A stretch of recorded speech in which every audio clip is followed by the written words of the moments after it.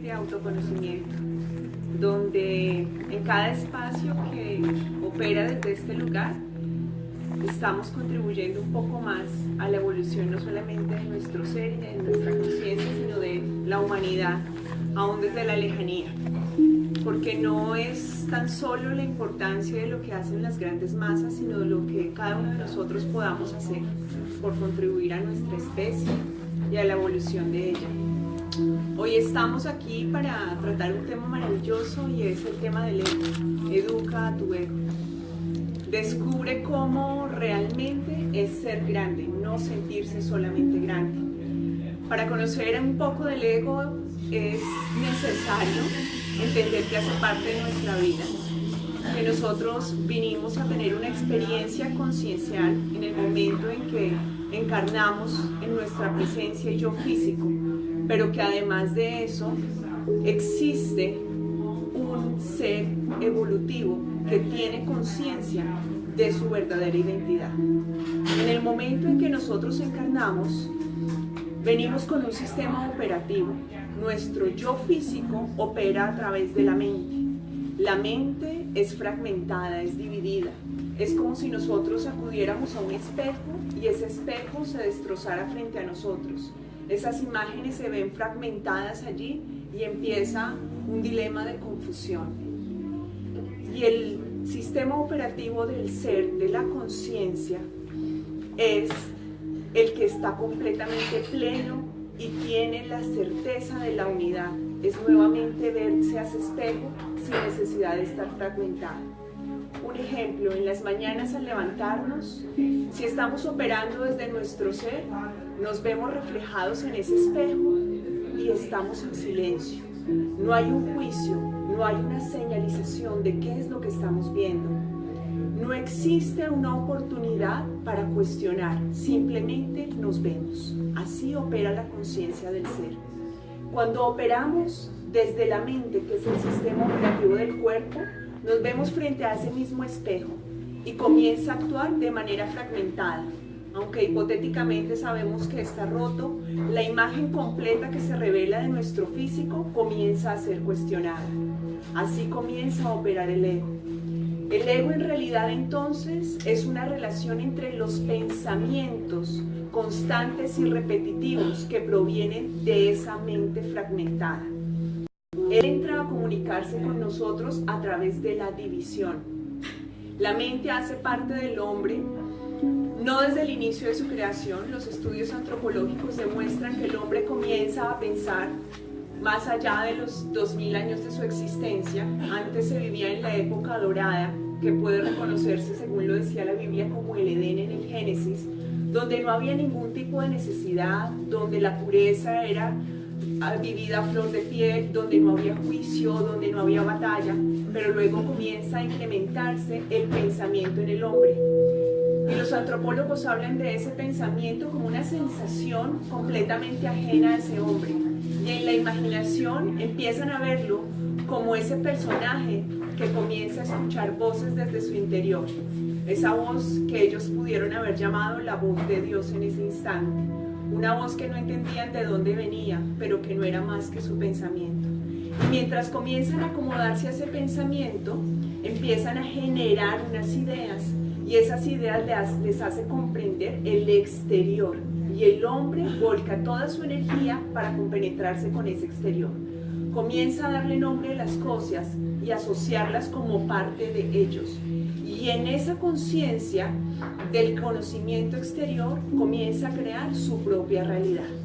Y la mente empieza un camino de evolución, el camino de la creación, el camino de la innovación, el camino de la renovación, y empieza el pensamiento y los estudios filosóficos y la parte del intelecto, la escritura, la relación entre los niveles políticos y concienciales, las relaciones sociales, la división de terrenos y todo lo que hoy conocemos ya como una civilización humana.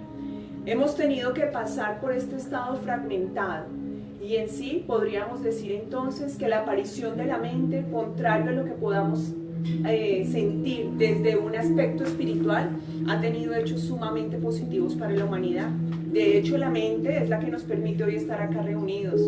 Haber tenido la oportunidad de formarnos con respecto de algún tipo de conocimiento y compartirlo. Entonces la mente no es una parte separada nuestra, pero sí debemos aprenderla a conocer. Y cuando aprendemos a conocer que la mente es el sistema operativo del cuerpo, reconocemos que en esa división el ego comienza a aparecer con una fuerza imperante.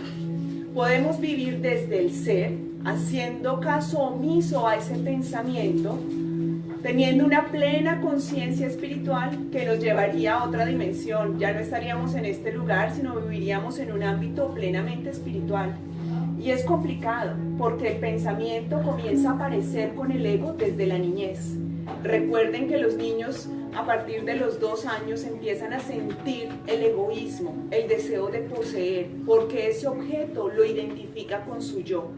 Entonces hace parte constante de nosotros y de nuestro pensamiento ese ego. Y separarlo genera temor, genera algo de angustia, genera zozobra. Y ahí cito una frase de un curso de milagros que dice: no somos capaces de entender la voluntad de Dios por el temor a que su voluntad sea contraria a la mía. Nos escondemos detrás de ese ego y permitimos que Él sea el que conduzca nuestras vidas, el que maneje nuestro sistema operativo. Es un instante fácil porque no hay necesidad de interrogarnos acerca de qué es lo que está pasando. Simplemente nos dejamos llevar. Y quien lleva las riendas de nuestra vida es Él, el ego. Para poder empezar a educar al ego, es necesario conocerlo, saber cómo funciona dentro de nosotros. El ego tiene una estructura muy básica. Para cada uno de nosotros podría ser el simple yo, un sentimiento de emociones y una relación de ese pensamiento con esas emociones. ¿Qué es el ego entonces? La identificación del pensamiento enlazada con las emociones. ¿De dónde vienen esos pensamientos y de dónde vienen esas emociones? De lo que nosotros ya reconocemos como un sistema de creencias, de lo que hemos forjado alrededor de nuestra crianza y cómo lo hemos concebido como una verdad. Existe entonces la identidad del ego. El ego comienza a tener la identidad desde la forma. La forma del ego puede ser física o puede ser forma simplemente de pensamiento. La forma física es lo que nos caracteriza para describir una estructura, un lugar, una imagen. Y la forma del pensamiento es la que nos lleva al juicio, a determinar si algo es bueno o es malo, si es agradable o no lo es, si genera confianza o desconfianza, si genera una actitud positiva o una actitud negativa. Es la forma que adquiere el ego. Cuando conocemos que el ego tiene forma, podemos entonces empezar a trabajar en el aspecto de la forma. ¿Cómo educo yo la forma de mi ego? A descubrir que esa forma es irreal. ¿Cómo irreal la forma del ego? Todo lo que no permanece es irreal. Dense en cuenta, este instante que nosotros tenemos acá cobra una forma. Genera un grupo en el que hay la distinción de cada una de las personas que se encuentran reunidas en este sitio, pero al cabo de media hora, 1 hora, 2 horas, ya no estaremos aquí y esto habrá desaparecido. Por lo tanto, cualquier identidad que nosotros demos del pensamiento no es nada más que una ilusión. Cuando entendemos que el ego hace parte de una ilusión, comienza a perder poder. Comenzamos a entender que a lo que tanta atención le estamos dando no vale la pena, que nos estamos desenfocando de realmente ser, de realmente conocer lo que hay en nuestra esencia, dejándonos llevar por la forma que tiene el ego. El ego se manifiesta de muchísimas maneras. Comenzamos a escuchar el ego cuando observamos que hay una competencia, un sentimiento de comparación. Cuando nos nivelamos en un estado de mayor o de inferior, de más o menos, cuando empezamos a calificar como aprobado o desaprobado cualquier evento de nuestra vida. En el momento que generamos esas comparaciones, se inicia a través del ego una inspiración de competencia, competir. ¿Competir contra qué? ¿Competir contra quién? ¿Competir para qué? Y esa ansiedad de competencia comienza a dar valor a la vida. Y ese valor a la vida constituye en lo que yo soy. Y en el momento en que yo justifico mi existencia, puedo decir que realmente estoy haciendo algo por mí o por la humanidad. Porque el ego también se hace necesario. Otra característica del ego es sentir que se requiere su presencia. Cuando nosotros generamos dependencia desde otros hacia nosotros o nuestra dependencia de otros hacia mi yo interior, simplemente estamos quitando la libertad de ser y de reconocernos tal cual con nuestro potencial, porque le estamos dando el poder a lo que se está manejando desde afuera, generando un pensamiento de ausencia. Cuando existe una ausencia, debe ser llenada. ¿Me explico?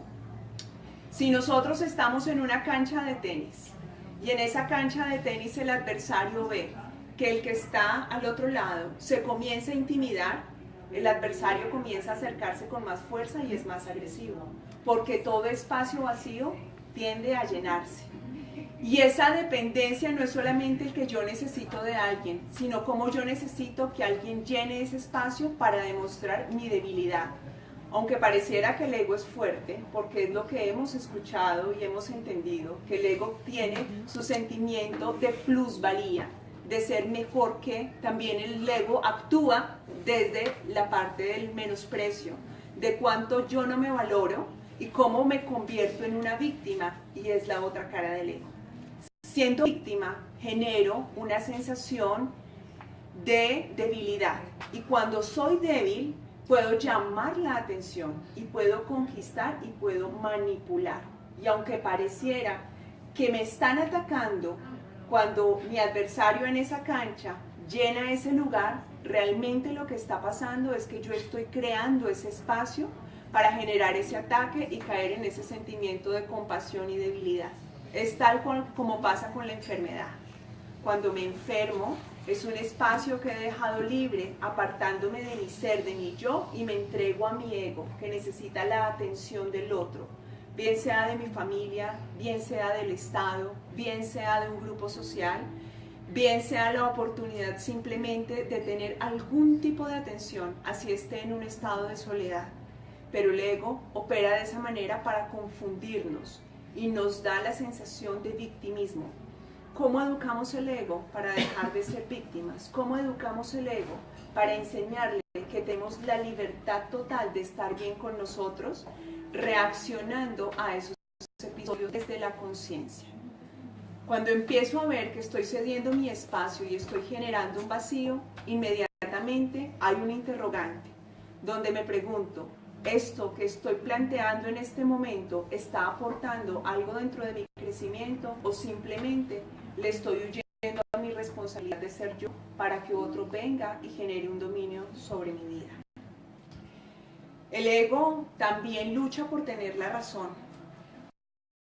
Allí, en ese mismo lugar, puede estar viendo el ego decir, es absolutamente necesario que alguien esté conmigo, es razonable. ¿Y dónde entiendo yo la razón desde la parte pura del ser?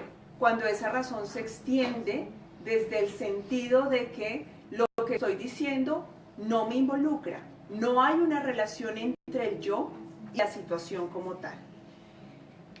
Un ejemplo, estamos nosotros en un restaurante, nos sirven una sopa fría y le podemos decir al mesero, la sopa está fría. Es racional, no está la apariencia del ego, es simplemente una situación y un evento de tomar una sopa fría. Si yo cambio la frase y le digo al mesero, hey mesero, ¿cómo se le ocurre servirme esta sopa fría si yo estoy pagando? En ese momento estoy involucrando mi yo. Se está haciendo presente y estoy tomando un papel de víctima. Y le estoy generando todo el poder al ego, que le encanta estar presente para que tenga la atención.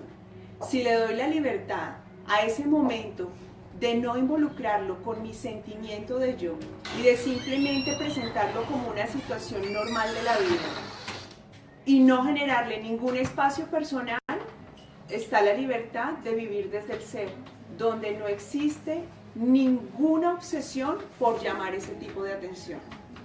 También el ego necesita las explicaciones.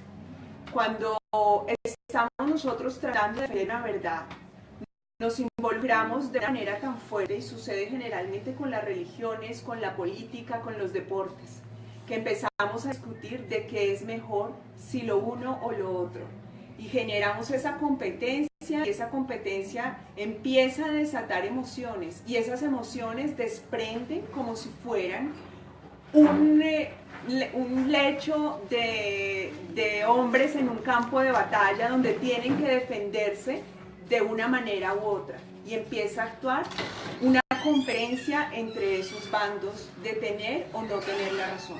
Tener la razón es muy importante para el ego, porque el ego necesita demostrar que tiene conocimiento y que su conocimiento es más válido que el del otro. Entonces el ego aprovecha cuando nosotros empezamos a generar de nuestra mente una máquina de errores. ¿Qué es lo mejor?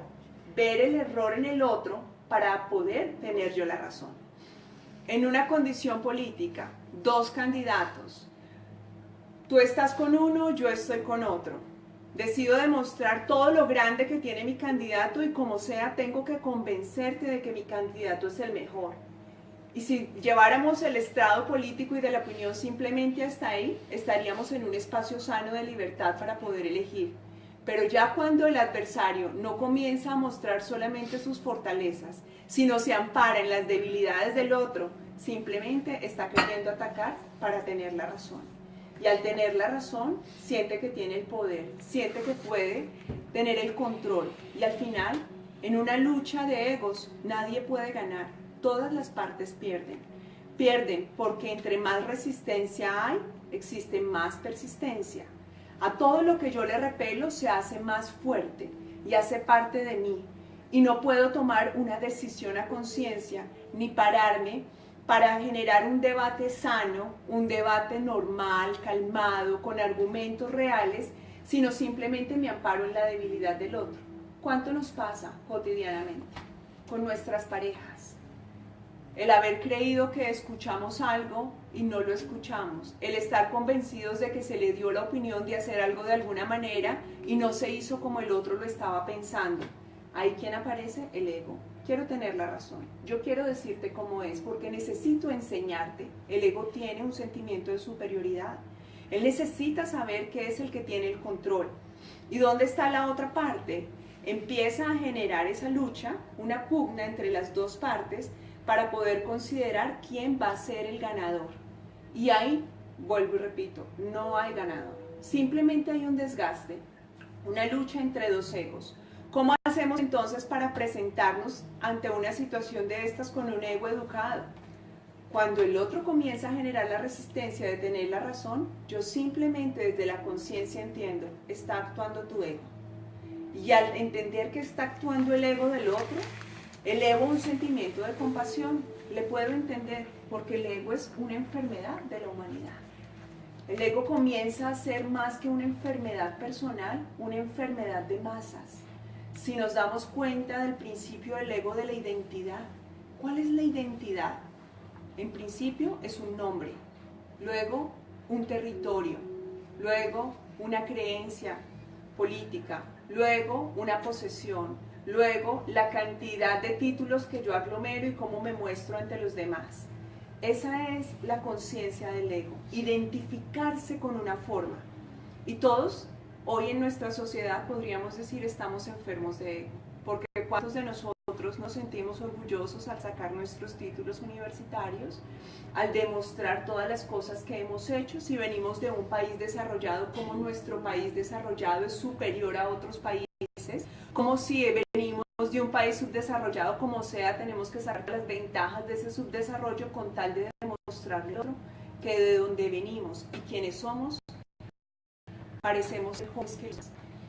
Si entendemos que el ego es una enfermedad universal, podemos desarrollar compasión, podemos entender lo que el otro está queriendo decir en medio de su afán de sobresalir y de ser dominado por su ego.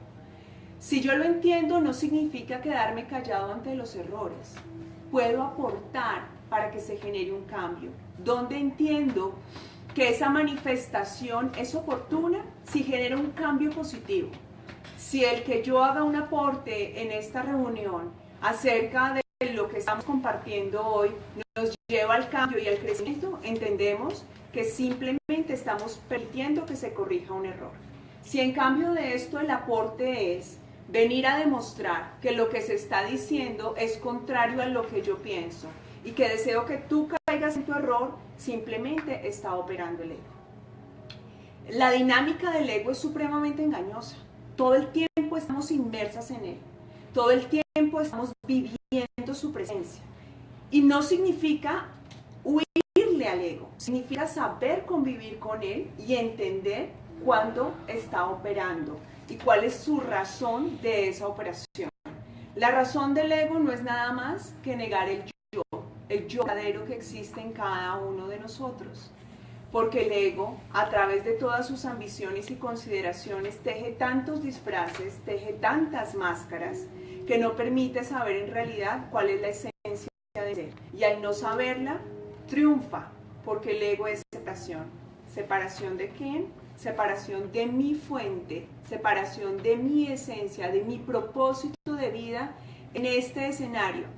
Recuerden el principio que les comentaba, nuestra conciencia tiene un desarrollo que conoce en esta experiencia de vida.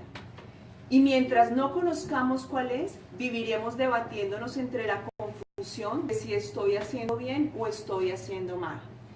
Al identificar esos pensamientos desde el ego, genero confusión. No entiendo quién soy, ni qué deseo, ni para qué estoy en este lugar. Entonces tenemos que aprender a aquietar ese pensamiento. ¿Cómo lo aquietamos? Estando en el presente. El ego no es amigo del presente. El ego solamente usa el presente como una herramienta para proyectar el futuro o para quejarse del pasado, pero está ausente de este momento. Cuando yo, como un ser conciencia, entiendo que existe un presente, soy capaz de entender la discusión que hay en mi mente en el instante y en ese mismo momento recuperar esa luz que le doy a la voz del ego, entendiendo que la voz del ego no es mi voz y que mi conciencia está percibiendo esa voz y que al percibirla mi conciencia logro tomar conciencia. No hay otra manera, estando presente. ¿Cómo nos damos cuenta? Cuando recibimos calificativos, qué linda estás, cómo se siente tu cuerpo, cómo te sientes por dentro, que aflora dentro de ti. Y si alguien te dice, qué gorda estás, cómo te sientes en ese instante, qué está pasando. Es una gran manera de identificar cómo funciona nuestro ego.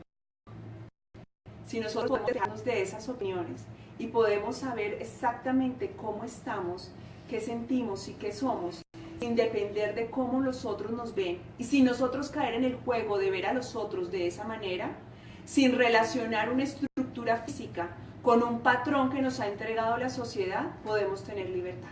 Hoy en día, hombres y mujeres, completamente sumergidos en la forma del cuerpo, compitiendo para poder demostrar quién tiene un cuerpo más esbelto, quién tiene mejor masa muscular, quién tiene mayor capacidad de rendimiento en un gimnasio, cómo luzco mejor, arriesgando nuestras propias vidas. Cuando estamos tan sumergidos en el ego, el vacío es tan grande y no somos conscientes de lo que realmente tenemos desde nuestro interior, comenzamos a reparar como en una casa todas las cosas que no nos gustan. Y entonces comienza una nariz, comienzan los ojos, luego comienzan los senos, luego comienza la cintura, hombres y mujeres. Ya hoy no es cuestión solamente de mujeres. No es ir en contra de la estética ni de la vanidad, pero si realmente estoy acudiendo a esos procesos porque no me acepto tal cual como soy, porque no soy capaz de entender mi belleza pura, de reconocer que los años pasan y que con cada momento vivido en mi existencia, mi cuerpo va teniendo una transformación, simplemente estoy siendo un esclavo del ego, estoy obedeciendo a lo que él me entrega. Y separarnos de la identificación del ego con el cuerpo no significa cuidarlo, no significa sentarme a comer y no hacer ningún tipo de actividad, no arreglarme, no estar presentable, no significa abandonarme del ego, el dejar el cuerpo a un lado. Significa apreciarlo desde el interior y entender cada etapa de la vida con relación a mi cuerpo. Apreciar la belleza, el buen estado físico cuando lo tenga, y cuando comienza a desaparecer, ir al ritmo de él, valorando cada instante que se está presentando a través de mi cuerpo. Cuando le puedo entender al otro, cuando dejo de juzgarme a mí mismo y cuando empiezo una etapa de aceptación total de lo que es mi cuerpo, puedo aceptar el cuerpo del otro y ya no caeré en la crítica o en el juicio con respecto al aspecto que me está brindando el otro, porque aprendo a verle ¿desde dónde? Desde el interior, sabiendo que tanto tú como yo compartimos un ser interior que no se ve, que no se huele, pero que se siente. ¿Han visto cuando llegan a algún lugar y dicen, esta persona tiene una excelente energía, me encanta cómo me siento con él? No es su apariencia, no es cuánto tenga, no es cuántos títulos estén colgados detrás de su pared, es su ser que se está manifestando de la mejor manera. Y cuando ese ser se manifiesta con autenticidad, logramos la verdadera aceptación. Y ahí es donde el ego comienza a sufrir. Porque cuando el ego tiene la ansiedad de ser aceptado desde afuera, empieza a luchar por muchas máscaras para lograr esa aceptación. El ego necesita entonces, 1, tener la razón. 2, lucir muy bien físicamente. 3, tener poder. ¿Cómo consigue poder el ego? Cuando entiende que lo que tiene no es suficiente y cada vez busca más. Es un ego insaciable. No solamente con el cuerpo, también con las cosas materiales, también con la educación. Hoy en día se le pregunta a los niños qué quieren ser cuando grandes y se nos olvida que ellos ya son. No necesitan ser, ellos ya son. Y entonces creamos una estructura de qué quiero ser. E inicio una carrera y esa carrera no es suficiente. Necesito una maestría, necesito un posgrado, necesito un doctorado, un postdoctorado y me lleno de un montón de títulos y maravilloso el conocimiento y maravillosa la academia. Pero todas estas cosas simplemente están ahí porque no han podido saciar mi ego, porque cada vez que paso un peldaño más de mi vida siento que necesito más, o simplemente porque hace parte de mi coherencia dentro de mi crecimiento como ser humano y entiendo que es mi oportunidad de formarme para forjar un mejor futuro para los demás y así compartirlo. Hay que advertir desde qué parte nos estamos formando y desde dónde está la formación de ese ego, si realmente es él el que opera o es mi conciencia de encontrarme conmigo y con mi propósito de vida. ¿Cómo me doy cuenta si en lo que hago logro satisfacción? Una vez hacían una encuesta de lo que era felicidad y le preguntaban a alguien, ¿usted es feliz cuando compra un carro nuevo? Y le dice, sí, soy muy feliz y me dura 3 meses la felicidad. La felicidad no se puede medir en esos instantes ni en lo que te dan las cosas, porque eso simplemente es una fachada que está llenando la saciedad del ego, de sentir que desea poseer. ¿Cuándo sé que poseo? ¿Cuándo sé que estoy siendo esclavo de mis apegos? Piensen, ¿qué cosas o qué personas pasan por su mente cuando ustedes piensan qué sería de mi vida sin esto o aquello, sin él o sin ella? Si les genera sufrimiento, hay apego. Y el apego es necesario para el ego, porque el ego necesita depender de otro, porque no es capaz de entender que el ser pleno en conciencia entiende lo que es el todo, entiende lo que es la unidad. Las relaciones están puestas en nuestra vida para compartir, para crecer, pero en el momento en que esas relaciones comienzan a generar sufrimiento, y no sufrimiento significa tener una relación que esté todo el tiempo en conflicto, no. ¿Qué tan seguro estoy yo de que si mi esposo está 1 o 2 semanas fuera de casa, yo me siento bien?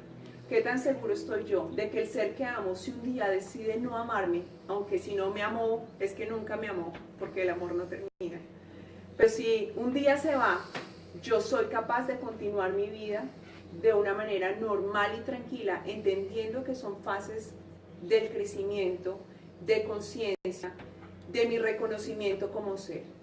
Empecemos a ver en dónde están nuestros apegos, en las cosas materiales, en las personas que nos acompañan, e identifiquémoslos. No es luchar contra el apego. Una vez se reconoce el apego, se desvanece por sí sola. Una vez comenzamos a entender que todos los momentos son pasajeros y que no hacen parte de nuestra maleta eterna para ir a nuestro tránsito por esa vida que está más allá y que quedan aquí simplemente como memorias de un lugar fugaz, en ese momento se desvanecen. No es luchar, no es sentir tengo que dejar de querer o estar apegado a esta persona o a esta otra cosa. Es simplemente entender que es fugaz. Al ego le encanta criticar, al ego le encanta pararse y ver la deshonestidad del otro, la ambición, ver incluso los malos manejos que otros están presentando frente a su vida, frente a las instituciones, en la parte política, cómo uno va en contra de la guerra, cómo uno comienza a calificar lo que hacen estos como bien o como mal. Y entre más duro cae el ego, la crítica se siente más fuerte. ¿Por qué? Porque se reconoce más grande, más limpio, más nítido, más transparente, más bueno, con mejores valores. Y no nos damos cuenta que ahí no hay ningún valor de conciencia ni del ser. Simplemente el ego está operando dentro de la crítica. Y cuando yo lucho mucho contra algo, finalmente termino convirtiéndome en contra de lo que lucho. Observen sus vidas, donde en algún momento de su existencia han podido criticar fuertemente la actuación de alguien, la actitud respecto a sus finanzas, a sus relaciones con pareja, la manera en que el uno o el otro consume, la manera en que el uno o el otro descuida su cuerpo, la manera en que se relaciona una pareja u otra, las preferencias sexuales, cualquiera de las cosas que ustedes puedan ver les genera un poco de incomodidad en algún instante de su vida contra lo que tanto lucharon, se hace frente de ustedes y están inmersos en ese mundo. Entre más competimos con esa crítica contra todo lo que nosotros llamamos incoherente e insalubre para este mundo, más terminaremos convertidos en esto. Y ahí es donde tenemos que tomar conciencia. Y tomar conciencia no es adoptar una vida puritana, no es venir a decir yo soy consciente y soy la luz del mundo y como yo tengo esta conciencia tengo toda la verdad, porque ahí está hablando el ego, definitivamente. Entre más necesidad tenga yo de buscar la conciencia, más riesgo corro yo de volverme inconsciente, porque todo el tiempo estaré viendo la viga en el ojo ajeno, en lugar, la paja en el ojo ajeno en lugar de ver la viga en el propio. Para mí esta frase bíblica es maravillosa, porque entender que lo que veo en tu ojo es una paja y que yo soy la viga, el tronco grande, el fuerte, me da un golpe que choca contra mí y que me recuerda realmente que tú simplemente eres un pequeño espectro de lo que yo soy. Y que mi trabajo fuerte no está en convencerte en tu error, está en refutar desde el interior, desde dónde estoy construyendo yo este error. Y cuando lo veo en el otro, entro en la separación, lo que hemos venido hablando en los otros conversatorios.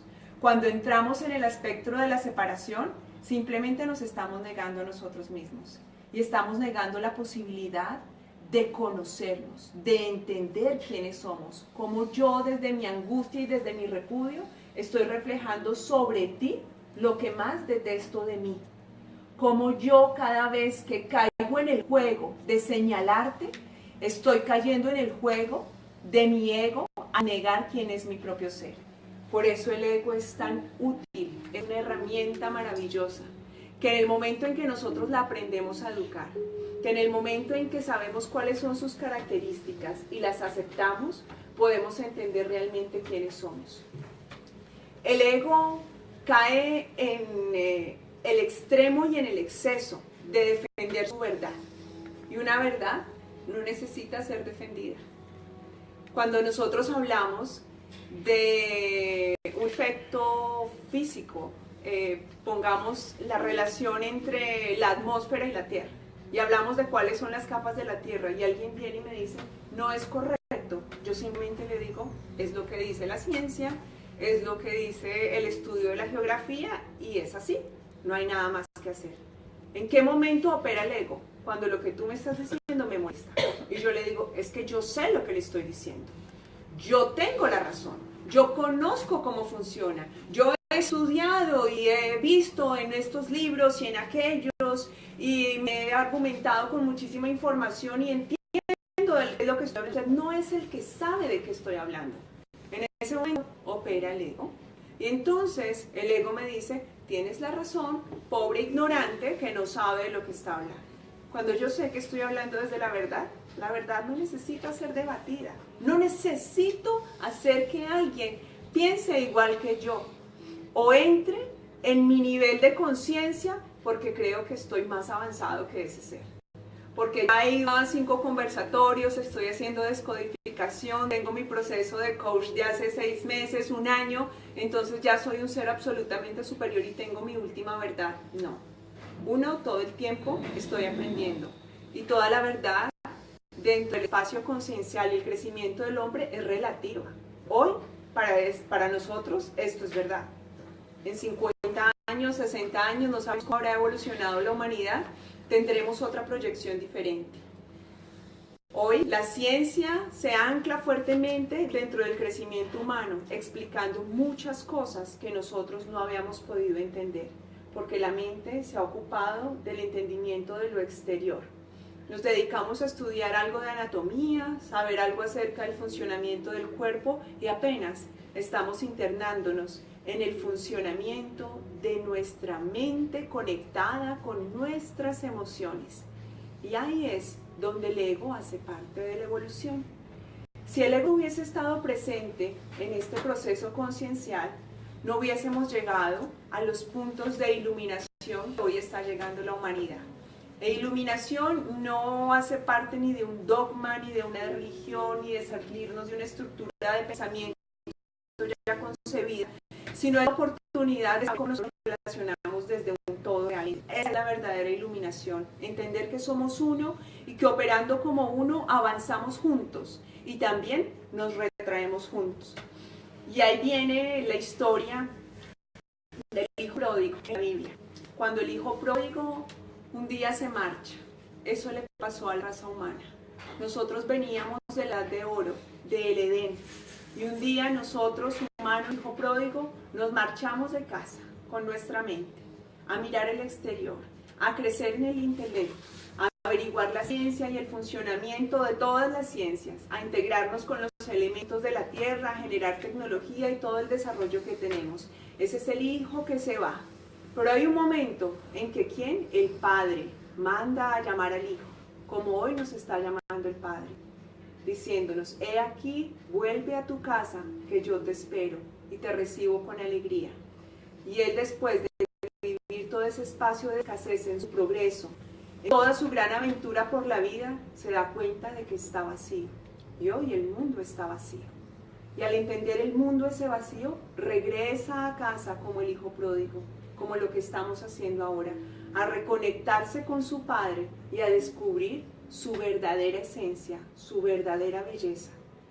Cuando el ego es apartado de nuestra vida, cuando nosotros entendemos el papel que hemos estado dando con él, cuando nosotros tomamos la conciencia de ese estado de separación y volvemos hacia nuestro profundo interior, reconocemos nuestra verdadera grandeza, nuestra belleza. Ahí está el verdadero poder.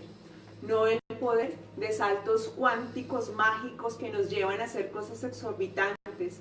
No el poder de la maquinaria que nos trae consigo la tecnología y la industria. No el poder del masificar nuestras posesiones económicas. No el poder de la simpatía sobre otros y el carisma. No el poder del dinero. El verdadero poder, el poder que reside de nosotros, de hallarnos como parte de esa esencia libre del ego, capaces de entender que somos unos seres espirituales con un poder antes nunca medido, porque al estar tan centrados en nuestro ego, no hemos conocido el poder del verdadero ser. Y el ego le juega también su partida a ese verdadero ser cuando cae en la negatividad. Cuando en momentos como estos empezamos a generar otro tipo de resistencia, donde decimos que no puede ser posible lo que estamos experimentando como bueno y bondadoso, que no puede ser posible vivir sin todas estas arandelas que nos ha dado la vida, porque eso nos haría ser parte separada de este mundo, porque no vamos al ritmo de lo que exigen nuestros amigos terrícolas acá. Entonces, él quiere el pesimismo. Y en esa motivación pesimista caemos en una frustración, caemos en un espectro de rabia, caemos en un espectro de dolor, porque no entendemos cómo vamos a poder avanzar desde un estado espiritual en todo lo que nos está exigiendo el mundo. Y eso da un choque aún mucho más fuerte. ¿Y cómo lo educamos? Reconociéndolo. Está presente. Un momento negativo, inmediatamente tomo conciencia de que está ahí. Lo acojo, lo abrazo. Entiendo el mensaje que me quiere dar ese instante negativo. Y a partir de que yo le entiendo, desaparece. No hay nada que hacer.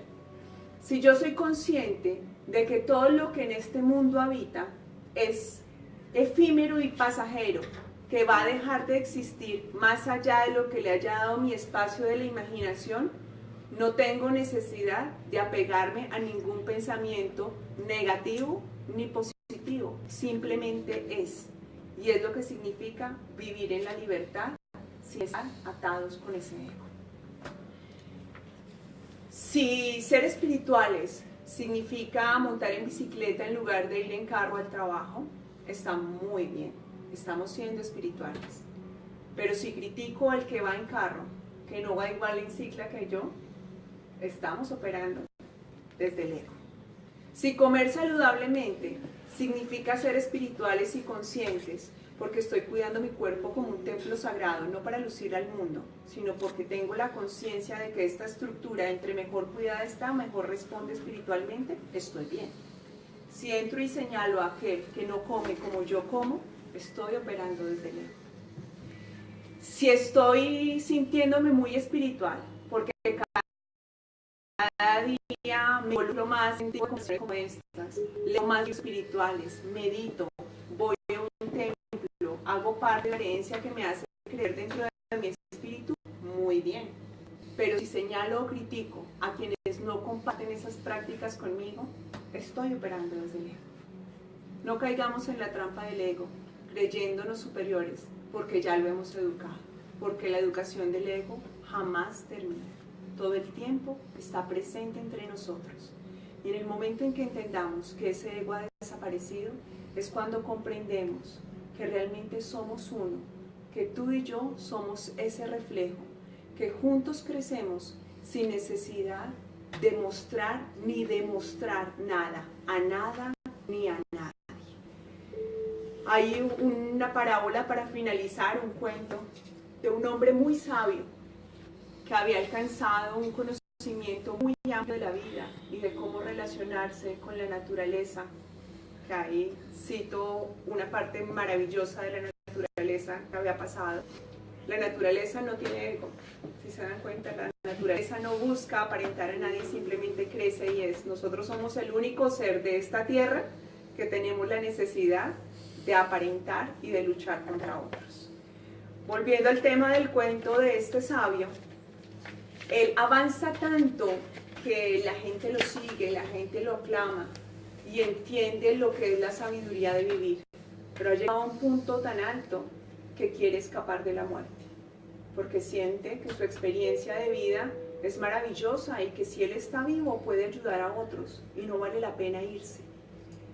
Y es tan sabio que escucha la cita con la muerte y le quiere huir. Y al huirle decide lograr 40 espectros de él mismo en un solo lugar, contando con él.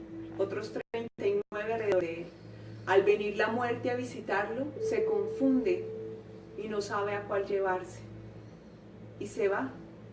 Y este sabio queda feliz porque ha encontrado la oportunidad para salir de la muerte y lograr la eternidad. Pero el mensajero de la muerte llega donde su jefe y le dice: he llegado al lugar del sabio y hay 40 como él, no supe a cuál traer. Le dice un secreto al mensajero de la muerte y él regresa al lugar del sabio. Cuando entra en su lugar, simplemente dice la siguiente frase: el maestro me ha dicho que has hecho una gran labor. Nadie nunca habría logrado distraer a la muerte con tantas figuras como las que tú has hecho de ti, y te has salvado de ese encuentro con la muerte. Pero el maestro quiere decirte algo más. hubo un error que cometiste. Y en ese instante, el sabio creador de esas 39 figuras sale al ataque a decir, ¿cuál fue? Ese es el ego.